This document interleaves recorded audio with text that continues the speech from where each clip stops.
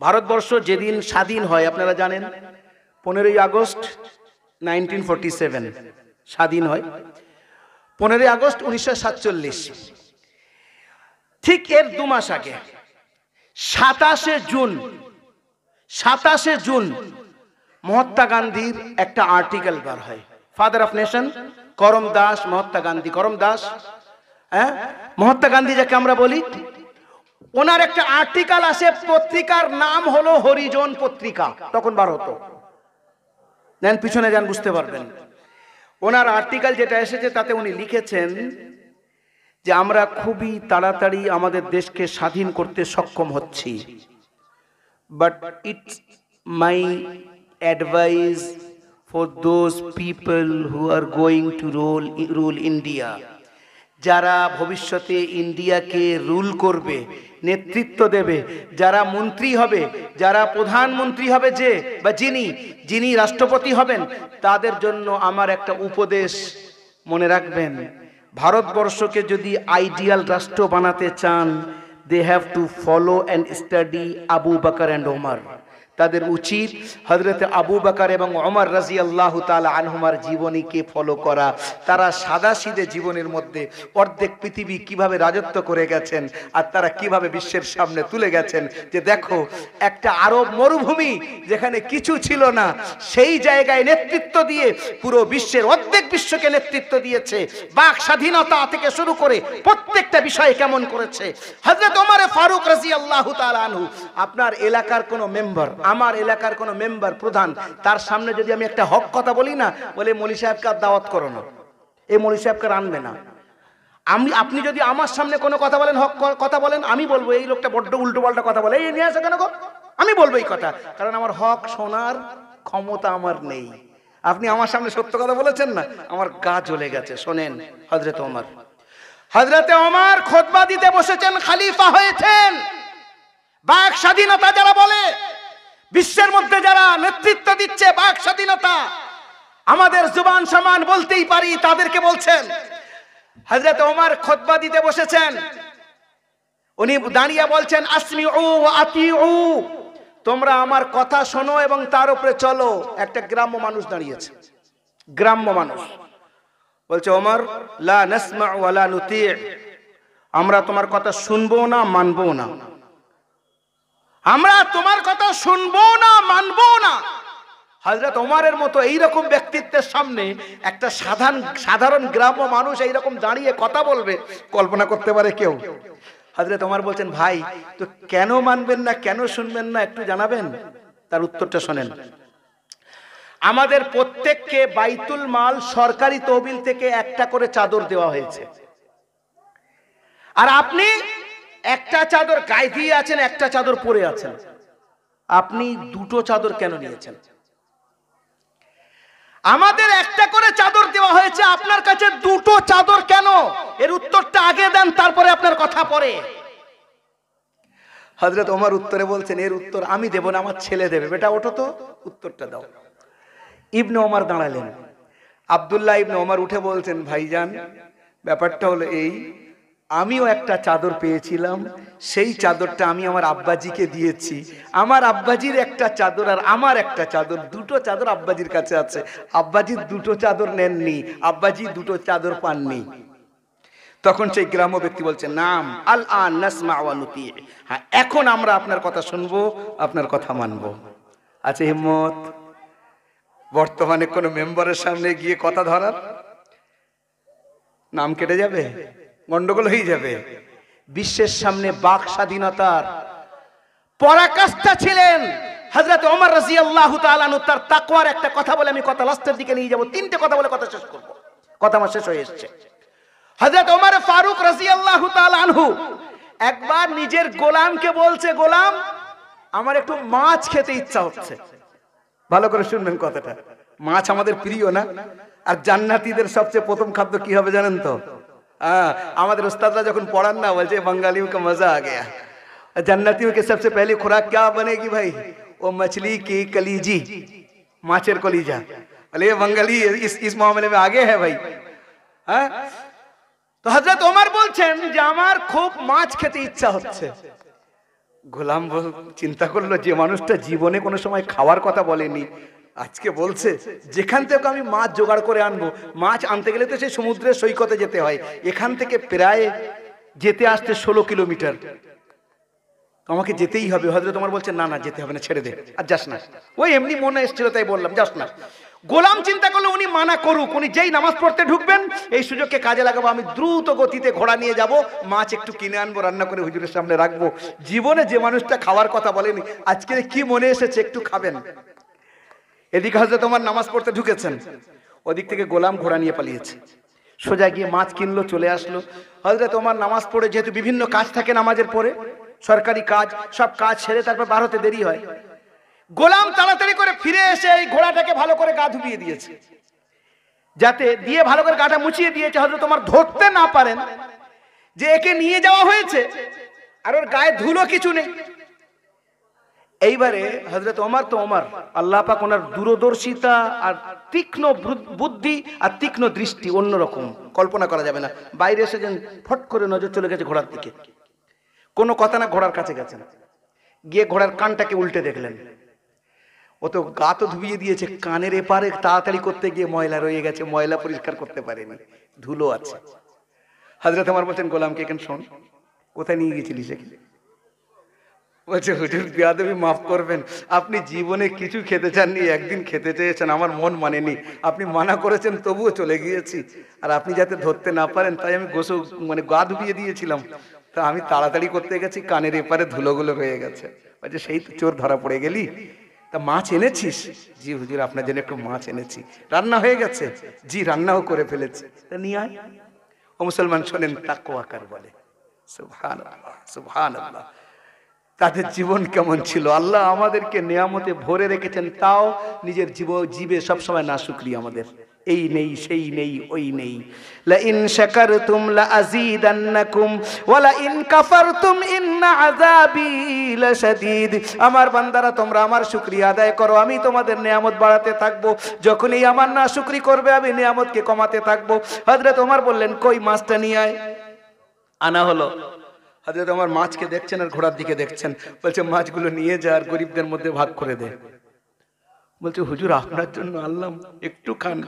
না রে না, কিয়ামতের দিন যদি এই ঘোড়া আল্লাহকে বলে ওমর নিজের স্বার্থ চরিতার্থের জন্য আমাকে 16 কিলোমিটার দৌড় করিয়েছে, যদিও বলে ওমর কি করে বাঁচবে বল, আমার দ্বারা সম্ভব না, আমি মাছ খেতে পারবো না, নিয়ে যা। মাথা নিচু করে ঝরঝর করে কাঁদছেন। ইনি হলেন হযরত ওমর, এমন ভাবে নেতৃত্ব দিয়েছেন। ও মুসলমান, it was our past, we have to follow them. Those are our ideals, তানারা হলেন আমাদের আসল, যাদেরকে বলা হয় দিশারি, আমাদের মানে পথিক, আমরা পথিক, আমরা তাদেরকে মানবো। হযরত ওমর থেকে, হযরত আবু বকর থেকে শুরু করে মুহাম্মদ রাসূলুল্লাহর যত শিষ্য আছেন তানারা আমাদের আইডিয়াল।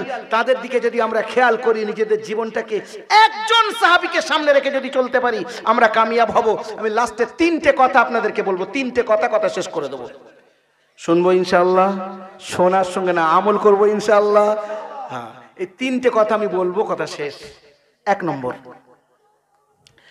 নম্বর কথা হলো, ভাই তুর্কিস্তানে ভূমিকম্প হয়েছে, তাই না? শুনেছেন তো? above 50,000 people were killed there. 50,000-এর থেকে বেশি মানুষ সেখানে মারা পড়েছে। কল্পনা করতে পারেন, মানুষ মারা পড়েছে। কচি কচি বাচ্চা থেকে নিয়ে, বড় বড় আলিম থেকে নিয়ে, বুড়ো মানুষ থেকে নিয়ে, মা বোন থেকে নিয়ে, সব শেষ। এর অনেক কারণ আছে, আমি আজকের এখানে এই কারণটা বর্ণনা করতে পারবো না, সময়ও হবে না, ক্লান্তও বটে। বাস এতটুকু বলছি, এ আল্লাহর আযাব। এটা এর আগে করোনা নামে একটা ব্যাধি মহামারী আকার ধারণ করে পুরো বিশ্বব্যাপী ছড়িয়ে পড়েছিল, জানেন আপনারা? যার কারণে 2 বছর আল্লাহর ঘর বন্ধ ছিল। ভারত থেকে কোনো হাজি 2020 এবং 21-এ যেতে পারেনি, 22 আল্লাহ নিয়ে গেছে। আল্লাহর ঘর বন্ধ, আল্লাহর মসজিদ বন্ধ, নামাজ পড়তে পাচ্ছি না। ঈদের নামাজ আমরা বাড়িতে পড়েছি, মনে আছে তো? কি পরিস্থিতি গেছে। আল্লাহ পাক এগুলো দেখান, কখন বলছেন ওয়ালানুযীকান্নাহুম মিনাল আযাবিল আদনা দুনাল আযাবিল আকবারি লাআল্লাহুম ইয়ারজিউন। আমার বান্দারা আমি ছোট ছোট আযাব দিয়ে তোমাদেরকে ভয় দেখাই যাতে তোমরা আমার দিকে ফিরে আসো। যদি তোমরা না ফেরো তারপরে আমি তোমাদেরকে এমন ধরা ধরবো আর তোমরা বাঁচতে পারবে না। ভূবিজ্ঞানীরা বলছেন যে কলকাতা এবং তার আশপাশের এরিয়া এমন সর্বনাশী জায়গা অবস্থিত, ওই রকম বড় ভূমিকম্প আর্থকুইক হওয়ার সম্ভাবনা খুব বেশি। কোথায় রয়েছি আমরা? আল্লাহ যদি ধরেন কোথায় চলে যাব? এই জন্য আল্লাহর অসন্তুষ্টি থেকে বাঁচার প্রথম উপায় সেটা হলো তওবা করা। সবাই মিলে যারা যে যার জায়গায় আছি তওবা করি, আল্লাহর কাছে মাফ চাই। মালিক, সারাটা জীবন গুনাহ করে এসেছি, তোমার কাছে ক্ষমা চাচ্ছি, আল্লাহ আমাকে ক্ষমা করো। যদি আল্লাহ সন্তুষ্ট হয়ে যান, সারা পৃথিবী অসন্তুষ্ট হয়ে গেলে আমার কোনো ক্ষতি নেই। আর আল্লাহ যদি সন্তুষ্ট হন, সারা পৃথিবী, আল্লাহ যদি অসন্তুষ্ট হন আর সারা পৃথিবী যদি সন্তুষ্ট হয়, আমার থেকে বড় নিজের ক্ষতিকারী কেউ নেই। এই জন্য আসেন, সবচেয়ে প্রথম কাজ যেটা তওবা করা। তওবা কিভাবে করব? তিনটে নিয়ম আছে। তিনটে নিয়ম মানে তিনটে জিনিস পেতে হবে তওবার মধ্যে। একটা হলো অতীত জীবনে যেটা ভুল হয়েছে তার উপরে অনুতপ্ত হওয়া, তার উপরে কান্না করা, বর্তমানে সেই গুনাহকে ছাড়া আর ভবিষ্যতে না করার ইরাদা করা। আপনি বলবেন তো আজকে তওবা করছি, কালকে আবার হয়ে যাচ্ছে সেই গুনাহ। এবার শয়তানের নফস বলছে আরে ওই তওবার কি লাভ? ও কোটি বার যদি আমার আপনার দ্বারা ভুল হয়, কোটি বার তওবা করতে হবে। যখন তওবা করব পাক্কা নিয়তে করব। আবার নফস শয়তানের ধোঁকায় পড়ে ভুল হয়ে যাচ্ছে, আবার আল্লাহর কাছে মাফ চাওয়া। আল্লাহ সুবহানাহু ওয়া তাআলা বলছেন, হযরতে নবী করিম সাল্লাল্লাহু আলাইহি ওয়াসাল্লাম নকল করছেন হাদিসের মধ্যে, যদি কোনো বান্দা সমুদ্রের ফেনার সমতুল্য, মরুভূমির বালুকা রাশির সমতুল্য, আকাশ পর্যন্ত গুনাহ যদি তার পৌঁছে যায়, হাত্তা বালাগাতু যুনুবুকা আনানাস সামা, তোমার গুনাহ যদি আকাশ পর্যন্ত পৌঁছে যায়, তারপরে যদি অন্তর থেকে একবার বলো মালিক আমার ভুল হয়ে গেছে, আমি তোমাকে মাফ করে দেব, আমার কোনো পরোয়া নেই। হাদিস শরীফের মধ্যে আছে তাইবু মিনাজ যামব কামা লা যামবালা, নিজের গুনাহ থেকে তওবাকারী এমন যেমন নাকি কচি বাচ্চা নিজের মায়ের পেট থেকে ভূমিষ্ঠ হচ্ছে, তার কোনো গুনাহ নেই। ঠিক এই রকম যে গুনাহ থেকে তওবা করলো সেই রকম পাক ও পবিত্র হয়ে যায়। তওবায় লাভ কি? আল্লাহ সন্তুষ্ট হন। আর আমার আপনার পেরেশানি দূর করার জন্য তওবার লাভ। আমরা যেটা জন্য সবচেয়ে বেশি পেরেশান কি? রুজি রোজগার। রুজি রোজগারের জন্য সব পেরেশান কিনা? হুজুর দোয়া করবেন কাজ কাম ভালো চলছে না, হুজুর দোয়া করবেন দোকান ব্যবসা ভালো চলছে না, চাষাবাদ ভালো নেই। কোরআন বলছে রুজি প্রশস্ত হওয়ার, কোরআন হাদিস এবং বুজুর্গদের মোট কওল যদি একত্রিত করা যায় তার 16টা দরজা রয়েছে। সব দরজা বলা সম্ভব না, একটা দরজা, আমি দুটো দরজা বলে যাচ্ছি। একটা হলো তার মধ্যে তওবা করা। কোরআনে কারীমকে জিজ্ঞাসা করেন রুজি বাড়ার পদ্ধতি, কোরআন নিজে বলছে ফাকুল তুস্তাগফিরু রাব্বাকুম ইন্নাহু কানা গফফারা ইউরসিলিস সামাআ আলাইকুম মিদরারা ওয়া ইউমদিদকুম বিআমওয়ালিন ওয়া বানিন ওয়া ইয়াজআল লাকুম জান্নাতিন ওয়া ইয়াজআল লাকুম আনহারা। আমার বান্দাদেরকে বলে দাও তারা যেন তওবা করে, আমি তাদেরকে বৃষ্টি দেব সময় মতো, আমি তাদেরকে রুজি বাড়িয়ে দেব, আমি তাদেরকে সন্তান দেব, তাদের জমি জায়গায় আমি ফসল বেশি করে দেব, বাগানে ফল বেশি করে দেব, তারা যেন তওবার মধ্যে থাকে। আপনি পরীক্ষা করে দেখবেন, আমার এই বলার পরে লিখে রাখবেন কথাটা। আপনি যদি জানেন আস্তাগফিরুল্লাহ রাব্বি মিন কুল্লি যামবি ওয়া আতুবু ইলাইহি, তাই পড়েন। তা যদি না পারেন তা বলেন আস্তাগফিরুল্লাহ রাব্বি। তা যদি না পড়েন তো বলেন আল্লাহ আমাকে ক্ষমা করে দাও। এরকম করে করেন, কন্টিনিউ বলতে থাকবেন, মন থেকে বলতে থাকবেন। আপনার রোজগারে রুজিতে আল্লাহ পাক বরকত দেবেন দেবেন দেবেন 100%। একটা ছোট্ট ঘটনা আপনাদেরকে বলি। ইমাম আহমদ বিন হাম্বল রহমতুল্লাহ আলাইহির নাম কেনা শুনেছেন? 4 জন বড় ইমাম, তাদের মধ্যে একজন ইমাম আহমদ রহমতুল্লাহ আলাইহি। একদিন একটা সফর থেকে ফিরছেন, অন্ধকার হয়ে গেছে, সন্ধ্যা হয়ে এসেছে, বুড়ো মানুষ কোথায় যাবেন, সঙ্গে কেউ নেই। তো একটা মসজিদ দেখতে পেয়েছেন, মোল্লার দৌড় মসজিদ। মসজিদে গেছেন, গিয়ে বলছেন নামাজ পড়ে, মুয়াজ্জিন সাহেব, ইমাম সাহেব নেই, মুয়াজ্জিন সাহেবকে বললেন, বাবু আমি একটু রাত্রে মসজিদে থাকবো, মুসাফির মানুষ। মুয়াজ্জিনকে যদি উনি মুখ থেকে খুলে বলে দেন যে আমার নাম ইমাম আহমদ বিন হাম্বল, তাহলে তো তারা মাথায় রাখে, কিন্তু যারা বড় হয় নিজেকে তো লুকিয়েই রাখেন না। উনি এটা বলছেন না, বলছেন আমি মুসাফির বাবা, রাতটুকু থাকবো, বুড়ো মানুষ কোথায় যাবো। মুয়াজ্জিন বলছে কমিটির অনুমতি নেই বাপু, এখান থেকে বাড়াও। উনি বলছেন আচ্ছা বাবা, বারান্দায় এসে বসেছেন, এখানে থাকবো বাবা। না না, মসজিদের বাইরে যাও। ওই বুড়ো মানুষ মসজিদের বাইরে একটা গাছের নিচে গিয়ে চুপচাপ বসে আর চিন্তা করছে, রাতটুকু কেটে যাক বাবা, বারোই পালাই এখান থেকে। কাছে একজন লোক রুটি তৈরি করছিল, রুটি নিয়ে এইভাবে মারছে, এইভাবে মারছে, আর তন্দুর থেকে আর বার করছে। ওই লোকটার নজর পড়ে গেছে যে একটা বুড়ো মানুষ গাছের নিচে মসজিদের সামনে বসে আছে।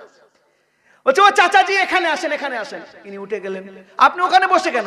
বলে বাবা আমি একটু মুসাফির মানুষ তো, আর গরিব মানে আমি বুড়ো মানুষ, কোথায় রাত্রে যাবো, তাই এখানে একটু থেকে যাই। বলে আপনার বাড়িটা কোথায়? বলে ওই সাইডে, নাম বললেন। বলে আচ্ছা আচ্ছা। এইবারে ও যে রুটির খামির তুলছে, কাটছে, তা বলছে আস্তাগফিরুল্লাহ। আবার খামিরটাকে কাপড়ের উপরে লাগাচ্ছে, বলে আস্তাগফিরুল্লাহ। আবার মারছে, আস্তাগফিরুল্লাহ। তুলছে, রুটি বার করছে, আস্তাগফিরুল্লাহ। ইমাম আহমদ সহ্য করতে পারে না, প্রত্যেক কথা আস্তাগফিরুল্লাহ আস্তাগফিরুল্লাহ। ইমাম আহমদ জিজ্ঞাসা করছেন, বেটা একটা কথা জিজ্ঞাসা করবো? হ্যাঁ হ্যাঁ চাচাজি বলেন। তুমি প্রত্যেক কথায় আস্তাগফিরুল্লাহ আস্তাগফিরুল্লাহ করছো কেন বাবা? বলছো ও চাচাজি আমি জীবনে যা পেয়েছি সব আস্তাগফিরুল্লাহর দ্বারাই পেয়েছি, একটা কাজ বাকি আছে, তার জন্য এখনো করছি। বলছি কি বাবা? আমিও তোমার জন্য একটু দোয়া করব, আমি মুসাফির মানুষ। বলো।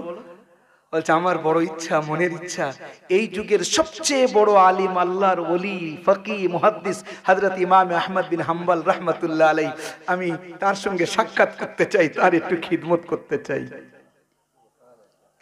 ইমাম আহমদ মনে মনে বলছেন আমার মালিক, আজ তো তোমার ঘরে তুমি আমাকে জায়গা দিলে না, মুয়াজ্জিনের দ্বারা ঠেলে ঠেলে আমাকে বারান্দায় পাঠালে, বারান্দায় থেকে বারান্দার বাইরে পাঠালে, গাছের নিচে বসালে।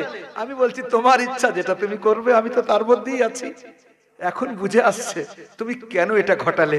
ওই বাচ্চাকে বলছে, ওই রুটিওয়ালাকে বলছে, বেটা তোমার দোয়া আল্লাহ কবুল করে নিয়েছে। বলছে আপনি কি করে জানেন? ইমাম আহমদ তখন বলছেন, বেটা আমি নিজে ইমাম আহমদ বিন হাম্বল।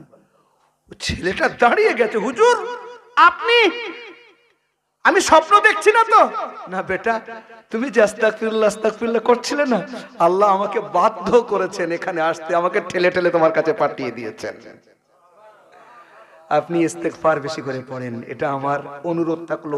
রমজান মাসে আল্লাহ রাসূল 4টে কাজ বেশি করে করতে বলেছেন, তার মধ্যে একটা হলো ইস্তেগফার বেশি করে পড়া, দ্বিতীয় হলো কালিমা তাইয়্যিবা বেশি করে পড়া, আর জান্নাতকে চাওয়া আর জাহান্নাম থেকে পরিত্রাণ চাওয়া। এটা রমজানের কথা বলছি। আর সবচেয়ে বেশি আমল সেটা হলো কোরআনের তিলাওয়াত রমজানে। এটা আমি শর্টে বলে দিলাম। দ্বিতীয় আমল যেটা বলতে চাচ্ছিলাম সেটা হলো, ভাই আমি আপনি মুসলমান পরিচয় কি? দাড়ি, অনেক মুসলমান দাড়ি রাখে না, তাহলে কি মুসলমান না? অবশ্যই মুসলমান। দাড়ি না রাখার কারণে সে গুনাহগার, হচ্ছে আলাদা কথা, মুসলমান সে। রোজা, অনেক গরিব মানে অনেক অসুস্থ মানুষ আছে রোজা রাখতে পারে না, তাহলে সে কি মুসলমান না? অবশ্যই মুসলমান, অসুস্থতার কারণে সে রাখতে পারছে না। তাহলে হজ যাকাত তো বড় লোকের জন্য, গরিবের জন্য তো হজ যাকাত নেই। তাহলে কোন জিনিসের কারণে মুসলমান? তার মূল কারণ যেটা, তার নাম হলো নামাজ। তার মূল কাজ হলো, তার নাম হলো নামাজ। নামাজ নামাজ আল্লাহ রাসূল সাল্লাল্লাহু আলাইহি ওয়াসাল্লাম সবচেয়ে বেশি জোর দিয়েছেন এর উপরে। দুনিয়াতে আসার পরে হুজুরের জীবনীটা আলাদা, আজকে আমি হুজুরের জীবনী নিয়ে আলোচনা করতে পারিনি, সম্ভব না, ওটা আলাদা সময়। বাস এতটুকু আপনাদেরকে বলছি, নবী করিম সাল্লাল্লাহু আলাইহি ওয়াসাল্লাম যখন দুনিয়াতে এসেছিলেন না, এরকম আঙুল উপরের দিকে করেছিলেন, আর যখন দুনিয়াতে যাচ্ছেন তখন বলছেন আসসালা আসসালা ওয়া মা মালাকাত আইমানুকুম, আমার উম্মত নামাজের খেয়াল রেখো। আমার অনেক ভাইরা বলছে নামাজ নামাজ নামাজ, মৌলী সাহেবরা করতেই থাকে, নামাজের মধ্যে সবকিছু। খোদার কসম, নামাজের মধ্যে সবকিছু। নামাজের মধ্যে, নামাজ ছাড়া দিনের কল্পনা করা যায় না। যারা বলে তারা মিথ্যাবাদী, তারা দিনকে বোঝেনি, তারা মিথ্যা কথা বলছে, তারা বোকার স্বর্গে বাস করে যারা নামাজ ছাড়া দিনকে বোঝে। এই জন্য ইসলামের মধ্যে বাচ্চাকে মারার অনুমতি নেই, ছোট বাচ্চাকে মারা যাবে না, ইসলামের মধ্যে মারই নেই। কিন্তু বাচ্চার যখন 8 বছর বয়স হবে আপনি নামাজের হুকুম দেন, 10 বছর বয়স হলে বাচ্চাকে পিটাই করেন যদি নামাজ না পড়ে। নামাজ কাজা হয়ে গেলে নামাজ কাজা করা, যাও ওঠো নামাজ পড়ো, পিটাই করে দেন। 10 বছর বাচ্চা, সে তো বালেগ হয়নি, তার উপরে নামাজ পড়োস না, পেটাতে কেন বলছে? এটাই শেখানোর জন্য, যেন সে বালেগ হয়ে তার একদম নামাজ কাজা না হয়, সে নামাজের উপরে তার মনটা যেন জমে যায়।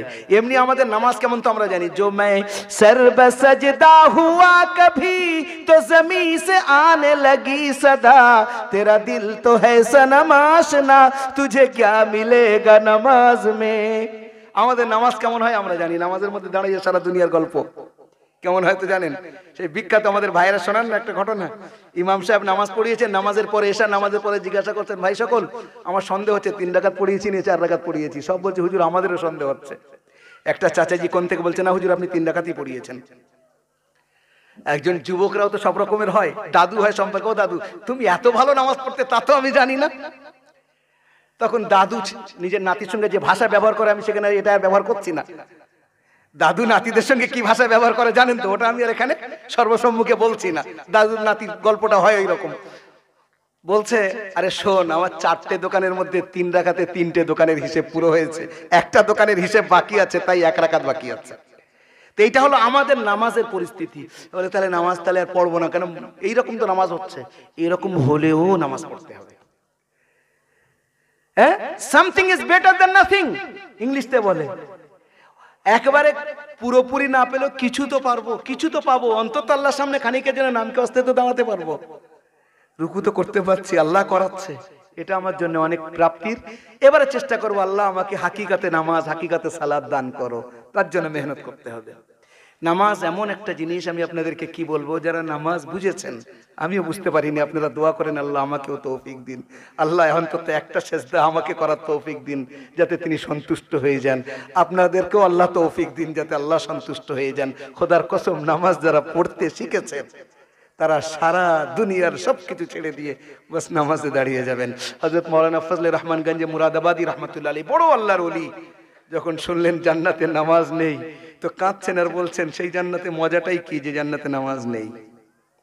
হযরত আলী রাদিয়াল্লাহু তাআলা আনহু, তীর লেগেছে, বার করার চেষ্টা করা হচ্ছে, চিল্লাচ্ছে নাই লাগছে, পালা এখান থেকে। সবাই মাসওয়ারা করলো, এক্ষুনি কিছু বলো না, নামাজে দাঁড়াতে দাও। নামাজে দাঁড়িয়ে গেলেন, তীর বার হয়ে গেছে, কখন বার করা হয়েছে কেউ জানে, উনি জানেন না।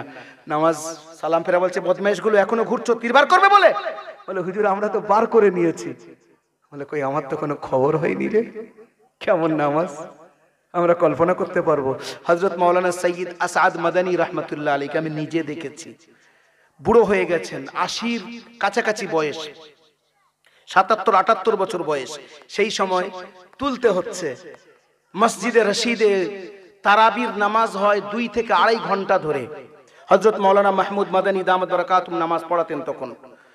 ওই বুড়ো মানুষটাকে দাঁড় করিয়ে দেওয়া হবে, বুড়ো মানুষ দাঁড় করিয়ে দেওয়া হবে, একদম জন, একদম যত ওই রাকাত চলছে পুরো, যেই সালাম ফেরা হয়ে গেল আবার বুড়ো হয়ে গেছেন, আবার দাঁড় করিয়ে দিতে হবে। আর নামাজের মধ্যে একদম স্ট্রং। কি জিনিস এটা? এটা অন্য জিনিস। তারা নামাজের হাকিকত পেয়েছেন, আমরা পাইনি, আল্লাহর কাছে চাইতে হবে। ভাই নামাজ ছাড়া দিনের কোনো কিছুর এতেবার নেই, কোনো কিছুর এতেবার নেই। মা বোনেদেরকে বলছি বিশেষ করে, কাজের নাম করে এই পড়ছি এই পড়ছি এই পড়ছি করে জোহরের নামাজ শেষে আসরে চলে যাচ্ছে।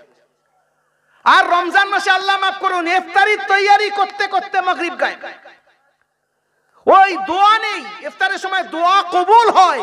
মা বোনেরা কাজ তাদের কাজের মধ্যে লাগিয়ে আমরা তাদের সঙ্গে একটু কোঅপারেট করি, তাদেরকে বলি আমার বেশি ইফতারের দরকার নেই, ছোলা মুড়ি আর শরবত খেজুর হলেই হবে, বাইরের বেশি না, শুধু খেজুর আর পানি হলেও হবে, কিন্তু অন্তত 15 মিনিট আগে তোমরা নিজেদের মুসাল্লায় বসে যাও, নিজেদের জায়নামাজে বসে যাও, দোয়া করো। দোয়া বহুত বড় জিনিস, বহুত বড় জিনিস। দোয়া যারা পেয়ে গেছে তারা পেয়েছে, আমরা দোয়ায় সময় কোথায় দিই, আল্লাহর কাছে চাই কোথায়? যারা চান না, অন্যরকম চান, তাদের চাওয়া অন্যরকম হয়। দোয়া করেন আল্লাহ আমাদেরকে তৌফিক দিন। তো দ্বিতীয় কাজ যেটা বললাম, অলরেডি তোমার টাইম পারি হয়ে গেছে, হুজুর এসেছেন। আচ্ছা, দ্বিতীয় কাজ যেটা বললাম সেটা হলো নামাজের পাবন্দি করা। করবো ইনশাআল্লাহ ভাই, ইনশাআল্লাহ করব। আমার যুবক ভাইদেরকেও বলছি, বিশেষ করে যে সমস্ত যুবক ভাইরা এই জলসার পিছনে আলহামদুলিল্লাহ তারা শ্রম দেন, এখানে যুবকরা কাজ না করলে কখনো কোনো জিনিস শেষ পর্যন্ত যায় না। মুরব্বীরা তো শুধু লিডিং করবেন, যুবকরা আসলে ময়দানে ফিল্ডে কাজ করে। এই সমস্ত যুবকরা যদি দাঁড়িয়ে যায় যে ইনশাআল্লাহ আমি নামাজের পাবন্দি করব, খোদার কসম এদের ঈমান এত মজবুত, এরা যেদিকে যাবে সে সমাজকে পরিবর্তন করে দেবে।